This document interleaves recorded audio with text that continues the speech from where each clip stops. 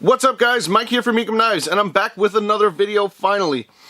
A few new things with this one. First off, you might notice the new camera. This is the Canon 80D. My wife went above and beyond. She knows how much I love videos and how much I want to increase the quality here. So we kind of collaborated, and she ultimately made the decision to pull the trigger and spend the money on this nice new camera, which has a wonderful feature. Check this out. Look at that autofocus. It's a little noisy. I have a different lens to try, and I'm trying to figure out the functionality of the camera, all the buttons. It's in manual mode, so it's a learning curve in and of itself, but I'm having a great time learning. Okay, the other thing is I finally got the stitches out of my face, and I have a temporary tooth. Still a little bit of a speech problem, but hey, I'm happy to be healthy. Okay, now on to the real reason of the video. I wanted to show off the Albatross, the frame lock that I've been building on Instagram, that I've been kind of documenting picture by picture of some little tips and tricks along the way of the entire build of this knife. So while you guys are waiting for this guy, the how to make a frame lock knife, that's just still in pieces, I've been doing the same thing on another platform. I know, I'm nuts. But this one, because it's picture-based only, happened to get finished a lot faster, and I have a bunch of these. And these are also going to be the first frame locks I'm going to release into the public and sell. So I wanted to give everybody an up-and-close look if you were interested in buying one. They will be listed on Instagram. It's going to be first come, first serve, and I think I'm going to list them next week. So if you're seeing this video, today's Wednesday. I'll probably be releasing them on Instagram a week from today. Now, a quick note about Instagram and Facebook and Twitter even is I'm only really active on Instagram. I know a lot of you guys go to the Facebook page, or some of you even go to the Twitter page. What I do is I go on Instagram, and there's a little button that says share, so I could take a picture on the phone and I could share it to Facebook and Twitter, because I know some of you guys don't do Instagram, but at least then you get to go on Facebook and see. There's not as much interaction. I'm much better at responding to comments on Instagram. Just for future reference. Okay? Now, in terms of, well, I guess I'll dive down, because there's 4 of these knives, and I have my old camera right behind me, right here. It's a little bit better at autofocusing without the noisy lens. So we'll use that one. We'll dive down. We'll take a close look at all 4 of these. They're all basically the same build, same steel, same titanium, everything. Give you an idea of the action, the centering, all the little details that matter to you guys. Okay, so stick with me. Let's go and take a look. Here's the 4 completed knives that I'm talking about. All I have left to do is Loctite the hardware and give them a final cleaning. So some of them have a few fingerprints on it, and that of course will show in titanium, anodized titanium. These 2 are anodized, these 2 are blasted. It'll show up on the blasted ones as well. After a while, it kind of looks nice when the oils from your hands it'll darken it up a little bit and make it look really nice. Some people like it, some people don't. Quick tip: if you don't like that, a little Windex takes fingerprints right off, it takes it right back to the initial shine. Okay, so we'll start on the end here. These are all CTS XHP steel.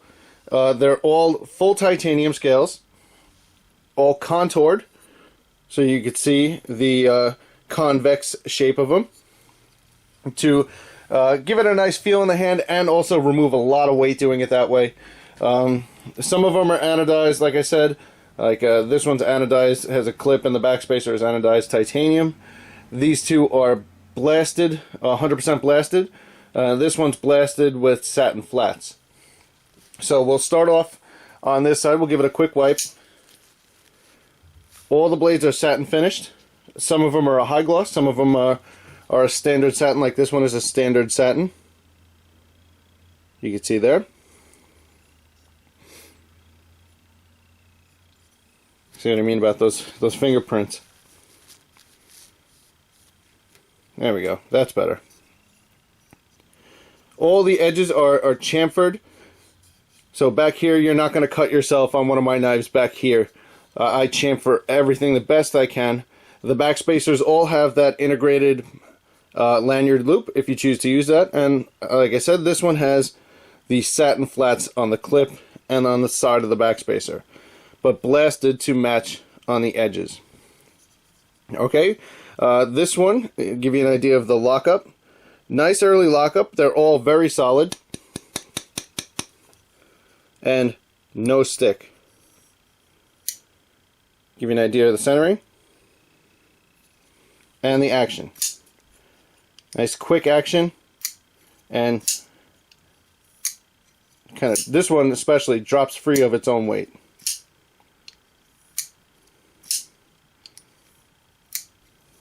Okay, listen up for blade play. Nothing. Up and down, I don't want to touch the cutting edge really. Nothing. And again,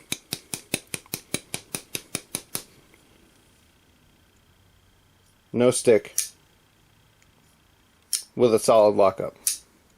All the lock faces on these are carbidized, and they all also have this, it'll focus, that spine signature. So every one of them will have my signature right on the spine like that. So no billboards or anything on the blade of the knife. Just that little thing on the spine. Okay, this one. And of course, guys, I will clean all of these before I ship them out. Okay, this one is a higher gloss satin. Give this one a quick wipe down. I don't know if the camera will pick that up. It's very high gloss, but still a satin nonetheless. And they all have the satin flats. There we go. This one is blasted and stonewashed and then anodized to give you this battleship gray looking color. Oh, and all the pivots are polished into a spike like that, but don't worry, they're not sharp at all. So you got that battleship looking gray, maybe a tiny bit of green in there, and of course that vibrant blue backspacer and clip, which will look much nicer when it's clean. Let me give you an idea of that. Of course, inside I haven't been able to touch it with my fingers, so that's what it'll look like once I clean it. Oh yeah, let's see, action on this one. Nice and snappy. Falls free on its own weight. Maybe not as smooth as the first one, but still pretty smooth. There's your centering. Pretty centered to me. Your lockup. Again, nice and early. No stick.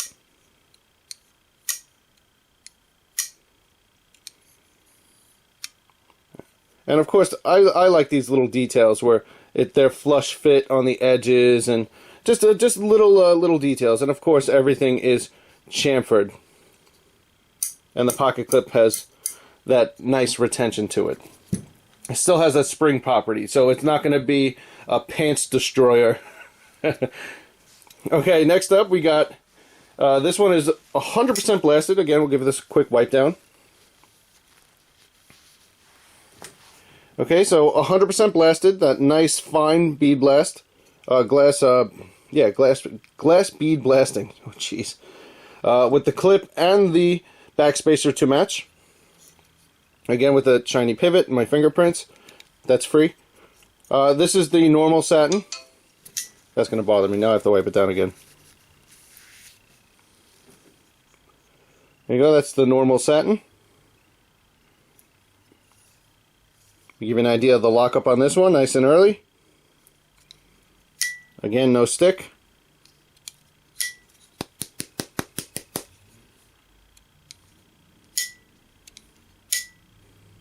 Alright, nice.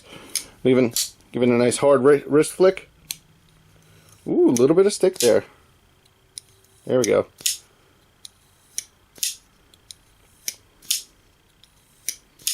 Back to normal now. Okay, there's the centering.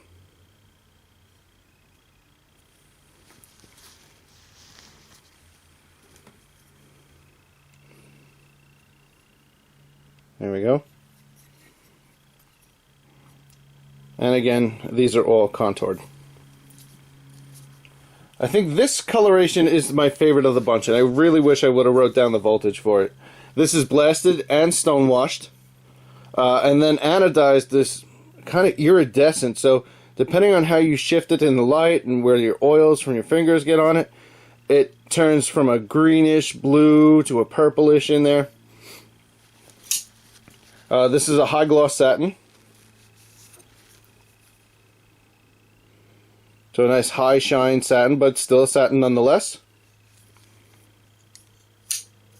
Here's your lockup. Again, no stick. Almost hit my lens. And this has the all silver blasted accents here with the pocket clip and the backspacer. Give me an idea of the centering. Nice and centered. And the action. Some of them, see like that, take a little shimmy to get it closed. Some of them are more drop free than the others, but I tune them so they don't have blade play. So I will sacrifice that drop free action on some, and now it's working itself in. If I have to sacrifice that drop free action to make sure I don't have blade play, that's what I'll do. But otherwise you get this nice snappy action and drop free, no stick. See if I give that one a wrist click. Yeah, it's not sticking. Now the nature of friction locks like these, if you get a little bit of lubricant on the lock face, they tend to make them stick. So that might have been what happened with the other one there. Just so you know, because I put a little oil on the pivot area, so I might have got a little bit down there. But a quick wipe with a Q-tip, and you'll be back in business, no problem.